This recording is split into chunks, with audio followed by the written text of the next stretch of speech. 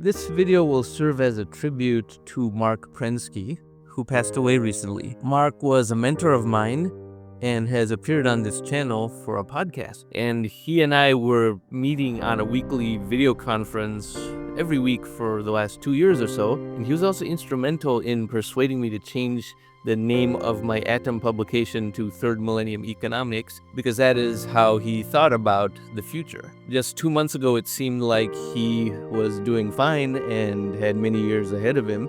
He was still writing books and speaking at conferences and pursuing his mission. But then he got the unfortunate news that he had stage 4 pancreatic cancer, bad enough. And then within, I think, about 7 weeks from the time that he told me about it, he had passed away. So 2 months ago, it seemed like he had many years ahead of him, but he really only had about 7 weeks, it turned out. And almost until the last day, he was pushing forward on his mission of connecting education to technology so that children in the future can have a much better educational experience and actually find learning to be both fun and productive. Now, you can go to his Wikipedia page to learn more about him. He had degrees from a lot of universities, including Harvard and Yale. His career from that point was what one would consider an elite career, with stints at the Boston Consulting Group as well as on Wall Street. But around the turn of the century, he devoted the rest of his life towards the topic of technology as a facilitator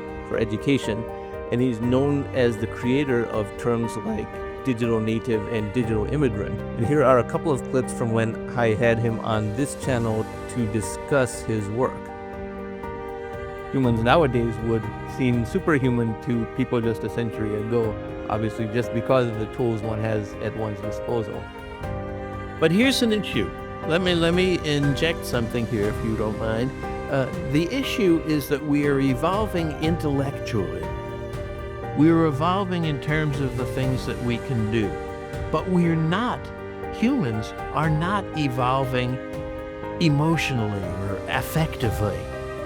We still have the same kind of emotions. We're still the same emotional people, more or less, as we were 100,000 years ago. We don't have enough of what I call Lego: love, empathy, gratitude, optimism. But unfortunately, Marc did not have the time to push his mission further, but he will be remembered as a pioneer in the field of reinventing education, and we should all remember him as such. I will certainly continue his mission, and I encourage everyone who's interested in this subject to look up his works and see how ahead of his time he was in thinking about all of these things. Godspeed.